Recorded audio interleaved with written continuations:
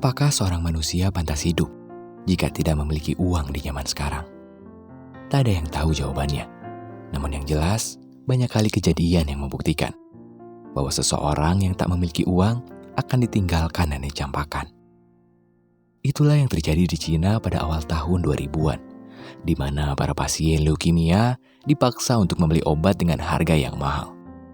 Dan jika mereka tidak mampu membeli obat itu, mereka akan ditinggalkan, dan nyawa mereka akan menjadi taruhan. Namun harapan datang pada saat seorang penjual obat menyelundupkan obat replika yang harganya jauh lebih murah daripada harga obat aslinya. Namun tentunya itu bukanlah hal yang mudah, karena dia harus mempertaruhkan keamanannya untuk bisa menyelundupkan obat itu. Jadi bagaimanakah kisahnya? Klik dulu tombol subscribe-nya dan dengarlah Abed bercerita.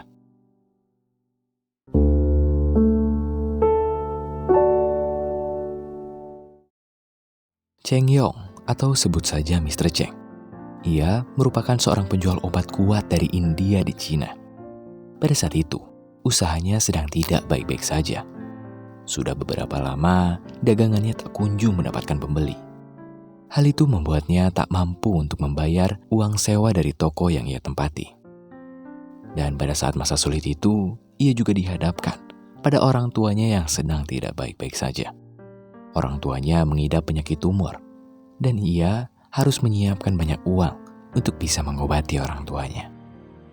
Tak hanya itu, keuangannya yang tidak stabil juga membuat dirinya diceraikan oleh istrinya. Dan pada saat itu, mantan istrinya meminta hak asuh penuh dari anaknya, karena ia menganggap Cheng tidak akan sanggup untuk membiayai anaknya. Tentu Cheng tak terima dengan perkataan itu, apalagi pada saat ia dihina oleh mantan istrinya tentang pekerjaannya, membuat Cheng semakin emosi dan mencoba untuk menggapai mantan istrinya.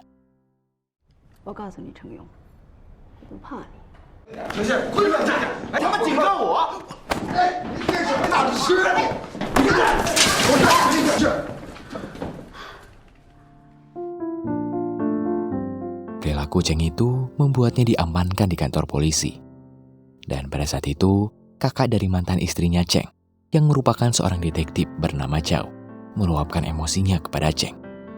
Dan ia mengancam kepada Cheng bahwa ia akan menghabisinya jika Cheng berani lagi menyentuh adiknya. Mendengar itu, Cheng pun hanya bisa merasa bersalah dengan perilaku yang dibuat olehnya. Lalu pada suatu waktu, Cheng didatangi oleh temannya untuk dikenalkan dengan seorang pasien leukemia bernama Wang. Temannya yang mengetahui bahwa bisnis Cheng sedang tidak baik-baik saja, menawarkan peluang untuk Cheng agar ia bisa menyelundupkan obat bagi para pasien leukemia. Diketahui bahwa harga obat bagi pasien leukemia yang ada di Cina yang dinamai G-Clinic, harganya sangat mahal, mencapai sekitar 37.000 yen per botolnya.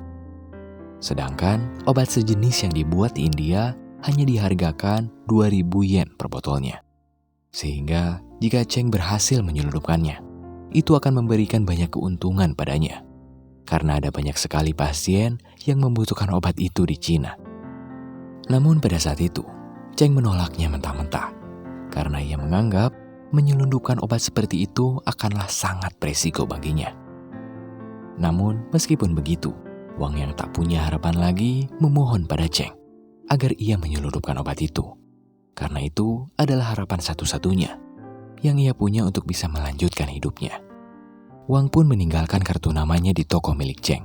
Barangkali Cheng kedepannya akan merubah pikirannya.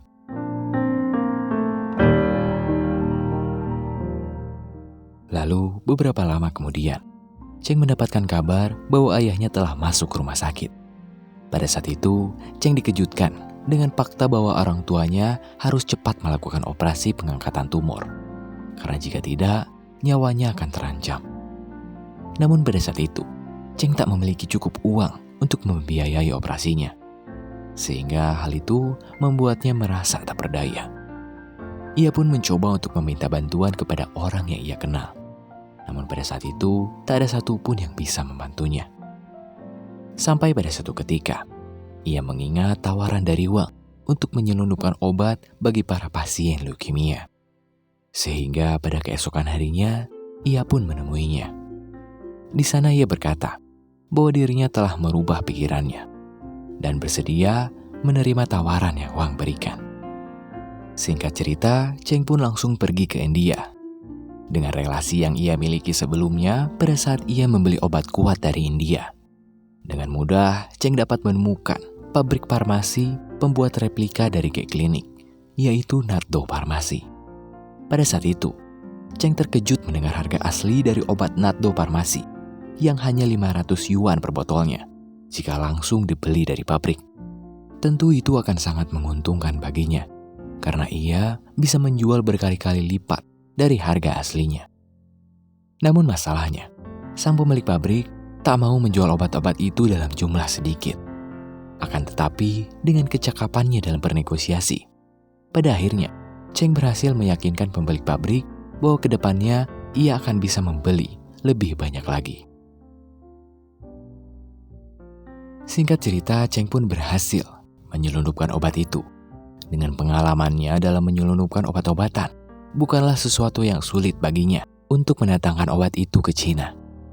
Dan sesampainya di Cina, ia meminta Wang untuk langsung menjual obat-obat itu bersamanya. Namun ternyata perkataan Wang tak seindah kenyataannya. Akibat belum adanya kepercayaan kepada mereka, Wang dan Cheng kesulitan untuk dapat menjual obat-obatan itu. Sampai pada suatu waktu, Wang terpikir untuk meng-hire salah satu pengurus komunitas pasien leukemia di Shanghai. Karena dengan itu, mereka akan mendapatkan kepercayaan dari para pasien leukemia. Mereka pun mendatangi orang itu. Dia adalah Liu, seorang penali latar yang bekerja di sebuah klub malam di Shanghai.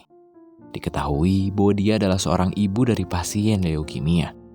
Sehingga pada saat ia mendengar ajakan dari Wang untuk menjual obat itu dengan harga yang jauh lebih murah, ia pun langsung menerimanya.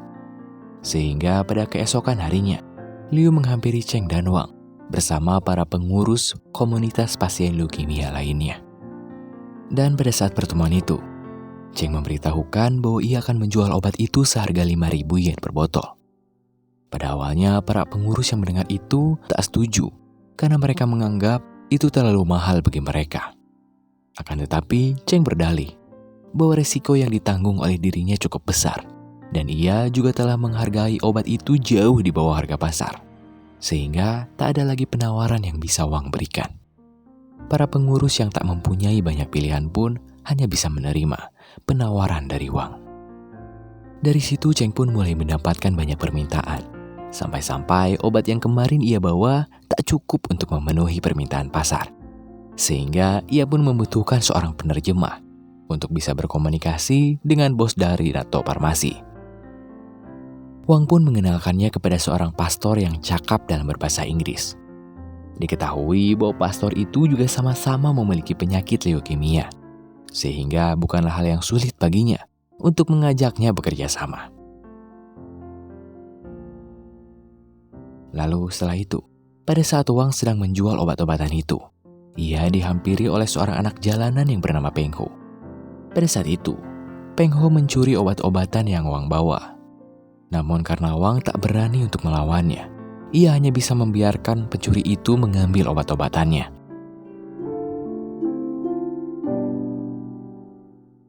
Akan tetapi, pada saat Cheng mengetahui ada seseorang yang mencuri barang dagangannya, ia tak terima.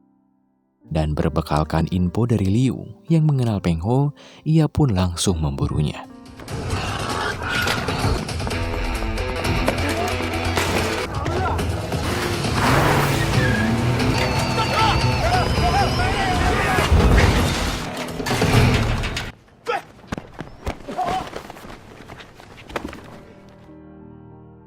Diketahui Peng Ho adalah seorang pengidap penyakit leukemia, dan ia terpaksa mencuri karena dirinya tak mampu untuk membeli obat itu. Ditambah lagi, ia juga mencuri untuk membagikannya kepada penderita leukemia yang tak mampu. Namun Cheng yang mendengar itu tak peduli. Ia tak rela usahanya untuk menyelundupkan obat itu tak menghasilkan apa-apa baginya. Tapi meskipun begitu, alih-alih ia membawa obat itu kembali, ia meminta pada Peng Ho agar ia membayar obat itu dengan cara bekerja bersamanya. Sehingga singkat cerita, sekarang Cheng pun memiliki 3 orang yang bekerja sama dengannya untuk mengedarkan obat itu. Dan pada saat itu, karena penjualan yang dilakukan oleh Cheng melebihi ekspektasi dari bos NATO Farmasi, Cheng diangkat menjadi sales representatif dari NATO Farmasi di Cina. Dan dengan itu, Cheng pun bisa menyelundupkan lebih banyak obat lagi. Permintaan obat itu yang terus saja meningkat dikarenakan keefektifan dalam mengobati leukemia, membuat Cheng mengumpulkan banyak keuntungan. Sampai-sampai hanya butuh waktu beberapa bulan, Cheng berhasil mengumpulkan uang untuk mengoperasi tumor yang dimiliki ayahnya. Tanya itu, Cheng juga membagikan keuntungannya dengan orang-orang yang telah membantunya. Ia juga turut membagikan obat itu gratis kepada mereka. Bahkan Peng Yu yang awalnya bekerja untuk membayar hutang obat yang dicurinya, sekarang diberikan gaji dan obat gratis untuknya. Dan selayaknya orang-orang yang mendapatkan uang instan dalam jumlah yang banyak, Cheng juga menghabiskan uangnya ke tempat hiburan malam bersama dengan teman-temannya. Bahkan pada saat ia melihat Liu dipaksa untuk menari di latar oleh pemilik dari klub malam, ia rela keluar uang yang banyak untuk membuat Liu tak melakukan itu. Sampai pada akhirnya, Cheng ingin menyalurkan nafsunya pada Liu. Sehingga pada saat itu, Liu mengajaknya untuk melakukan itu di rumahnya. Namun pada saat Cheng tengah bersiap-siap, tak sengaja ia melihat anak Liu yang menderita leukemia. Sontak hal itu membuat dirinya merasa malu, karena dia merasa telah memanfaatkan penderitaan orang lain untuk kesenangan dirinya. Akibat itu, ia pun langsung mengurungkan niatnya dan meminta pada Liu untuk melupakan permintaannya. Setelah itu, kita diperlihatkan dengan detektif Joe yang diminta oleh atasannya untuk menyelidiki sebuah kasus. Diketahui bahwa peredaran obat replika Glipak telah terendus oleh perusahaan Glipak yang memiliki hak paten dari obat tersebut. Hal itu membuat perusahaan Glipak melaporkannya kepada polisi. Mereka berdalih bahwa telah ada obat palsu yang beredar di masyarakat. Sehingga pada saat itu, detektif Joe ditugaskan untuk mengungkap kasus itu. Di sisi lain, Cheng juga mulai mendapatkan komplain dari anak pembeli obat yang ia jual. Ia dituduh bahwa obatnya telah memperparah penyakit orang tuanya. Namun pada saat itu, Cheng tak langsung menerimanya, karena ini baru komplain pertama yang ia terima. Dan pada saat itu, Liu juga menanyakan apakah mereka telah membelikan obat lain selain obat yang Cheng jual. Dan dari situ terungkap, mereka telah membeli obat dari salah satu MLM yang dipimpin oleh seorang pria bernama Mr. Zhang. Diketahui bahwa obat mereka adalah obat palsu. Namun karena mereka menggunakan testimoni palsu di setiap acara penjualan obatnya, hal itu membuat banyak pasien tergiur dengan janji manisnya. Cheng yang menghadiri acara penjualan obat itu pun langsung dibuat kesal, karena Mr. Zhang telah menipu banyak orang yang sedang menderita. Sehingga ia pun melaporkan hal ini pada polisi. Namun pada saat itu, tiba-tiba pastor naik ke atas panggung. Di sana ia berbicara bahwa Mr. Zhang adalah seorang penipu, karena banyak jemaatnya yang tambah parah penyakitnya setelah mengkonsumsi obat dari Mr. Zhang. Hal itu membuat pastor langsung diamankan oleh security di sana. Dan pada saat itu, dirinya sempat ditampar oleh Mr. Zhang.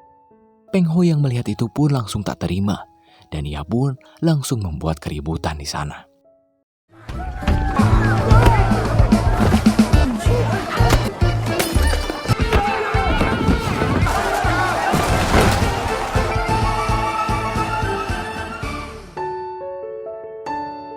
Kejadian itu membuat mereka dibawa ke kantor polisi. Namun karena di TKP terdapat banyak obat palsu, mereka tak terlalu diberatkan dengan hal itu. Dan pada saat itu, Cheng menanyakan kepada polisi, apa hukuman yang bisa Mr. Zhang dapatkan jika ia terbukti menjual obat palsu. Polisi pun menjawab bahwa dia akan dipenjara selama 10-20 tahun. Mendengar itu, Cheng pun tertegun hatinya, karena bisa saja ia didakwai pasal yang sama akibat menjual obat replika. Di sisi lain, detektif Cho telah mengumpulkan banyak bukti terkait obat replika Kelipak. Ia mendapatkan informasi bahwa obat replika ini bukanlah obat palsu, melainkan obat replika yang keefektifannya sama seperti obat Kelipak, namun dengan harga yang jauh lebih murah. Akan tetapi, pada saat itu pimpinannya berkata bahwa obat ini tak memiliki izin, sehingga bagaimanapun di mata hukum, obat ini adalah obat ilegal. Lalu kemudian, pada saat Cheng telah pulang dari kantor polisi, ia diajak oleh Wang untuk berkunjung ke rumahnya. Di sana ia memperlihatkan anaknya yang masih berumur beberapa bulan. Pada saat itu, Wang bercerita bahwa dirinya dulu sempat ingin mengakhiri hidupnya pada saat ia mengetahui bahwa dirinya mengidap penyakit leukemia. Namun pada saat ia melihat anaknya lahir, ia kembali bersemangat untuk menyambung hidupnya. Dan sekarang ia sangat bersyukur karena ia telah dibantu oleh Cheng. Karena berkat bantuannya, ia bisa hidup lebih lama untuk bisa melihat anaknya tumbuh dewasa. Tanya itu, Cheng juga diberikan banyak terima kasih oleh istrinya Wang yang bernama Ling. Karena berkat bantuannya, suaminya bisa hidup normal seperti sedia kala. Lalu pada malam harinya, Cheng yang sedang memandangi foto anaknya dikejutkan dengan seseorang yang mengetuk pintu toko miliknya. Dan tak disangka, orang itu adalah Mr. Jiang. Diketahui, Mr. Jiang telah terbebas dari laporan Cheng karena ia sudah sangat berpengalaman di bidang ini. Dan pada saat itu, Mr. Jiang telah mengetahui bahwa Cheng tengah menjalankan bisnis obat replika. Sehingga ia pun menawarkan pada Cheng agar ia menjual lisensi sales representasinya kepada dirinya. Mr. Jiang mengatakan bahwa menjual obat seperti ini sangatlah beresiko, apalagi jika dilakukan oleh orang yang tak berpengalaman seperti Cheng. Mr. Jiang pun menawarkan harga 2 juta yen untuk lisensi itu. Ia pun mengatakan bahwa 2 juta yen akan lebih baik daripada ia tertangkap dan meninggalkan keluarganya. Namun pada saat itu, Cheng tetap menolak penawarannya.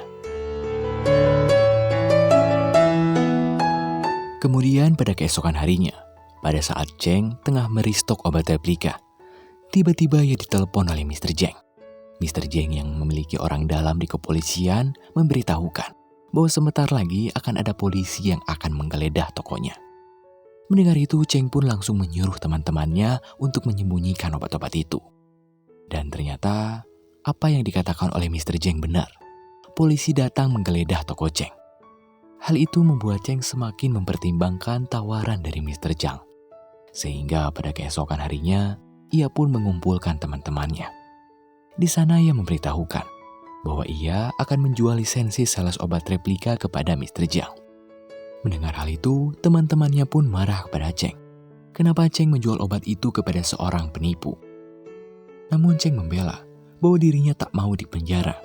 Dirinya tak mau meninggalkan anak dan orang tuanya. Sehingga ia mau tak mau harus mengambil langkah ini. Mendengar itu, teman-temannya pun merasa kecewa dan hanya bisa berterima kasih kepada Cheng karena telah membantu mereka untuk mendapatkan obat replika. Dan setelah itu, mereka pun pergi, meninggalkan Cheng.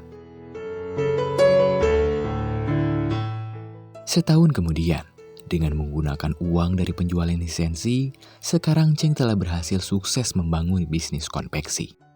Dan pada saat itu, Cheng yang hendak melakukan meeting bersama kliennya, tiba-tiba dihampiri oleh Ling, istri dari Wang. Di sana Ling berkata bahwa suaminya telah mencoba untuk mengakhiri dirinya karena dirinya tak kuat dengan kondisinya yang tambah parah akibat tak mendapatkan obat replika untuk penyakitnya. Diketahui bahwa Mr. Jiang telah menaikkan harga obat itu menjadi 20.000 yen, sehingga adalah salah satu pasien yang tak mampu membeli obat itu melaporkannya pada polisi. Dan hal itu membuat Mr. Jiang diburu oleh polisi, sehingga sekarang Wang dan istrinya tak bisa mendapatkan obat replika lagi. Hal itu pun membuat Ling memohon pada Cheng agar ia membantunya untuk mendapatkan obat replika lagi. Namun pada saat itu, Cheng yang tak mau mengambil risiko untuk mencari obat replika itu, berkata pada Ling bahwa ia tak bisa melakukannya. Kemudian ia pun pergi.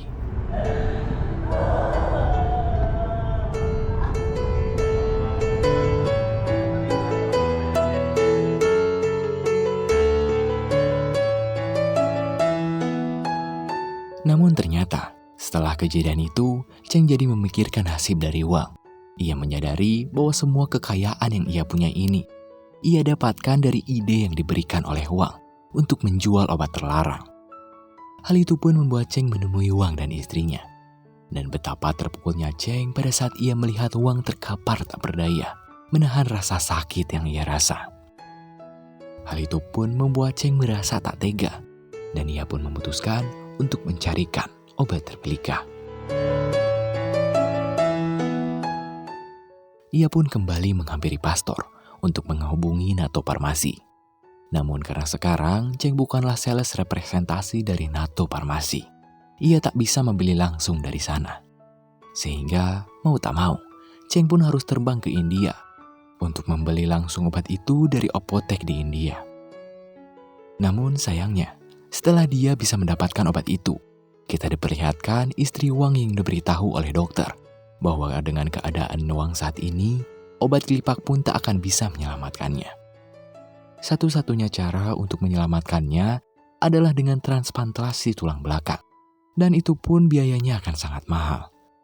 Namun pada saat itu, Ling tetap bersedia, asalkan suaminya bisa hidup seperti sedia kala. Akan tetapi, Wang yang mengetahui hal ini tak mau istrinya terus terbebani oleh biaya pengobatan dirinya. Sehingga pada saat malam hari, pada saat istrinya sedang tertidur, Wang memutuskan untuk mengakhiri hidupnya dari dunia ini. Karena ia tak mau terus membebani istrinya. Sehingga pada saat Cheng pulang, ia dihadapkan dengan berita kematian dari Wang. Hal itu membuat Wang merasa sangat bersalah, karena dirinya tak mampu membantu teman yang telah berjasa di hidupnya. Apalagi pada saat ia keluar dari rumah Wang, dirinya melihat banyak pasien leukemia yang datang melayat ke rumah Wang.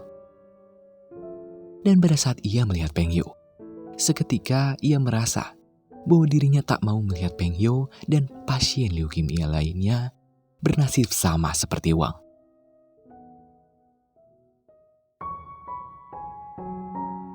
Hal itu pun membuatnya kembali mendatangi pemilik dari NATO Farmasi untuk bisa mendapatkan akses agar ia bisa membeli obat replika lagi.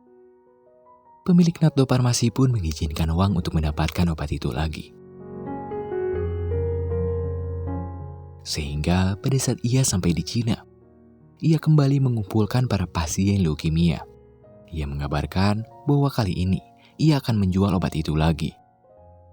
Namun kali ini harga jualnya hanya 500 yen. Karena kali ini Cheng tidak mengambil keuntungan sama sekali. Ia juga kembali mengajak Peng Yo untuk membantunya mengedarkan obat ini. Kemudian di sisi lain, Detektif Cho kembali ditekan oleh atasannya karena ia masih belum saja berhasil menangkap Mr. Zhang.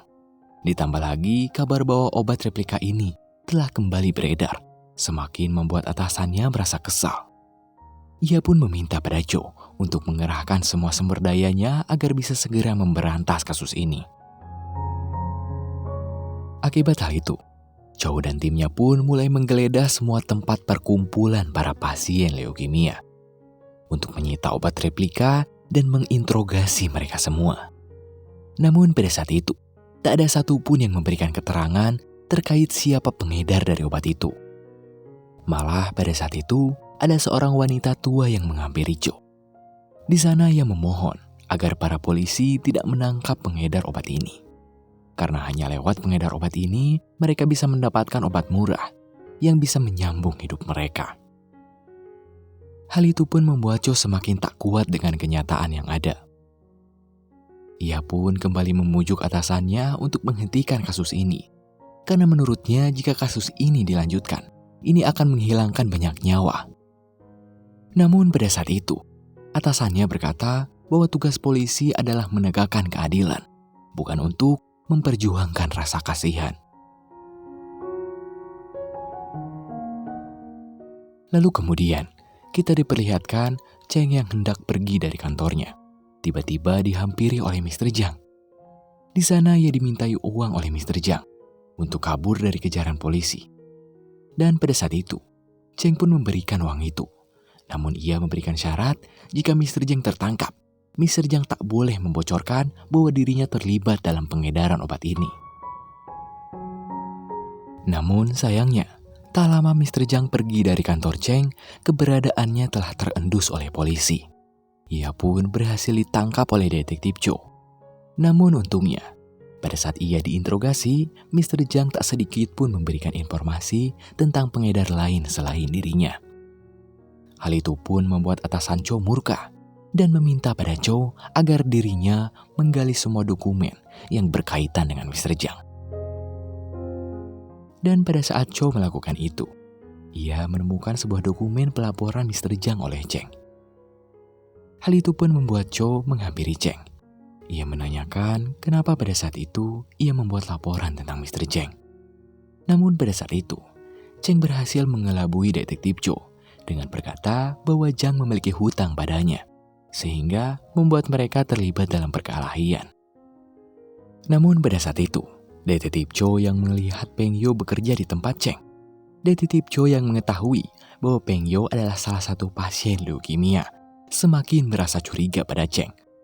Ditambah lagi, Cheng yang awalnya merupakan tukang obat kuat dari India, semakin menguatkan tuduhannya bahwa Cheng terlibat dalam kasus pengedaran obat palsu dari India.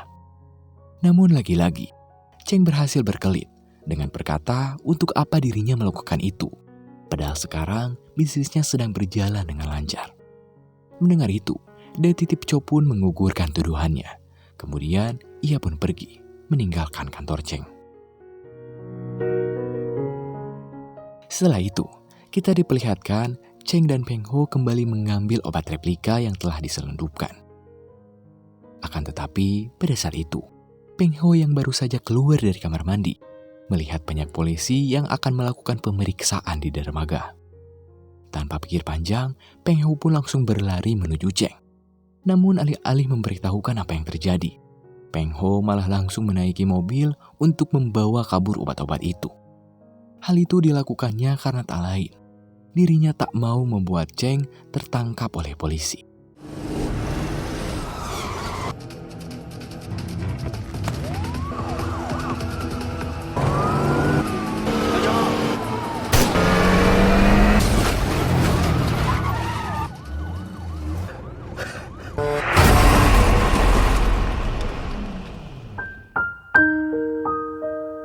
Hal itu membuat Peng Ho terluka cukup parah, dan detektif Cho pun membawanya ke rumah sakit.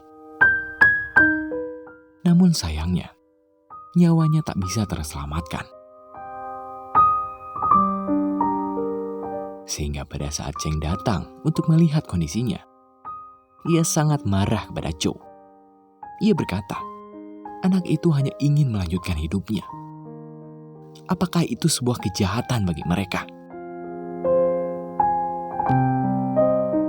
Akibat kejadian itu, detektif Cho merasa tak kuat untuk menjalani misi ini lagi. Ia pun meminta pada atasannya agar ia dikeluarkan dari misi ini.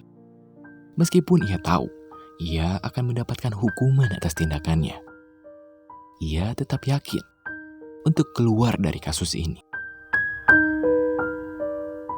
Setelah itu, kita diperlihatkan bahwa Glipak Farmasi telah berhasil memenangkan hak patennya di India. Hal ini membuat Nato Farmasi tak bisa lagi memproduksi obat replikanya. Sehingga Cheng pun tak bisa lagi mendapatkan obat itu dari Nato Farmasi. Namun pada saat itu, Cheng tetap tak menyerah. Ia membeli semua sisa obat replika yang ada di apotek India. Meskipun ia membelinya dengan harga 2.000 yen per botolnya, ia tetap menjual obat itu dengan harga 500 yen per botolnya. Bahkan kali ini, ia menjual obat ini ke seluruh daratan Cina. Meskipun ia terus mengalami kerugian, sampai-sampai membuat perusahaannya bangkrut, ia tetap melakukannya. Hal ini dikarenakan dirinya merasa ingin mengembalikan semua keuntungan yang ia dapatkan dari semua para pasien leukemia. Sampai-sampai ia rela berpisah dengan anaknya untuk tinggal bersama ibunya.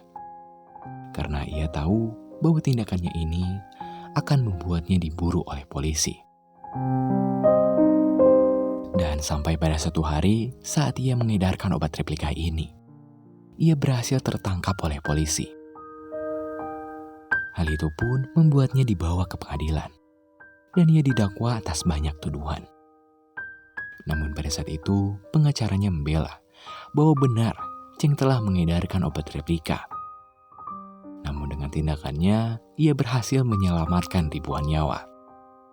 Sehingga pengacara Cheng meminta pada hakim agar ia memberikan keringanan hukuman bagi Cheng. Akibat dari fakta itu, Cheng pun hanya dijatuhi hukuman 5 tahun penjara.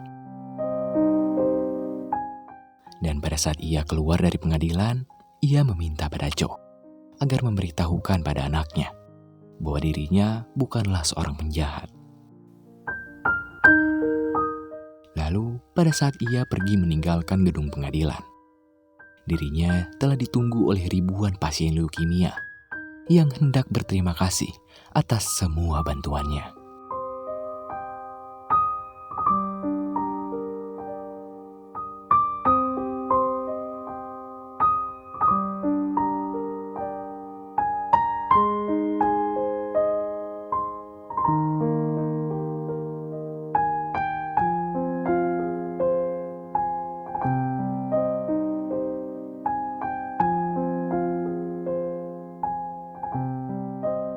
Mungkin segitu aja dari Abed, semoga kalian bisa mendapatkan pelajaran, walaupun cuma sedikit. Dan buat kalian yang mau bantu Abed, kalian bisa like, komen, dan subscribe. Karena hal itu akan membuat Abed semakin bersemangat untuk membuat konten. Dan akhir kata, Abed mengucapkan terima kasih telah menonton video ini. Dan sampai jumpa di video selanjutnya. Bye-bye. Assalole.